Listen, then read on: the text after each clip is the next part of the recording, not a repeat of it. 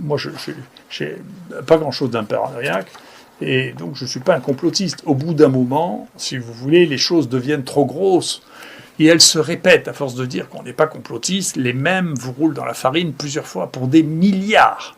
Et les gens qui dirigent ça, c'est pas des bienfaiteurs.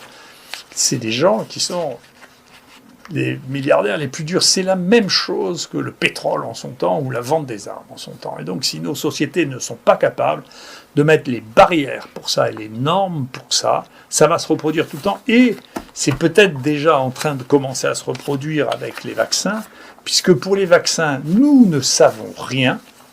C'est-à-dire que les communications ne sont que des communications publicitaires des boîtes qui les font. Le Lancet maintient que c'est extraordinaire de publier ça. C'est-à-dire qu'il ne faut surtout pas diffuser les données parce que ça pourrait gêner l'évaluation des vaccins. Donc, les États, les gens doivent décider sur la simple publicité qu'ont fait les gens sur les vaccins.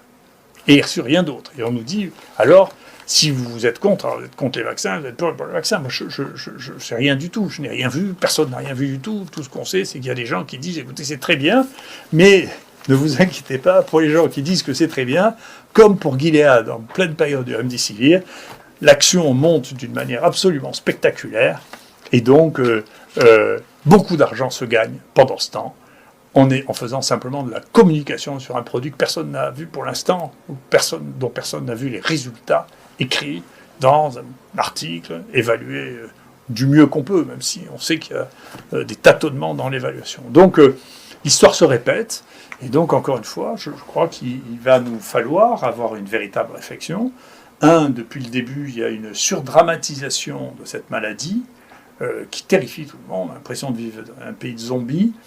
La deuxième chose, c'est que, du coup, on terrifie les gens, on leur dit « mais on a une baguette magique, il n'y a plus qu'à attendre la baguette magique ». Alors la première baguette magique, c'était leur remdesivir. Personne ne pouvait croire à partir de mars que ça allait être une baguette magique, plutôt que de dire « écoutez, on va faire comme on fait d'habitude, on va soigner les gens, on va s'en occuper, on va les tester, on va leur donner les médicaments qu'on a sous la main ». Il y a plein de produits qui sont anodins, qui ont une activité contre le virus in vitro, qui sont anodins, qu'on peut tester, qu'on peut évaluer. Aucun d'eux n'est testé ni évalué, parce qu'il n'y a que si c'est un énorme machin qui va rapporter des milliards qu'on le teste, et qui va intéresser les gens.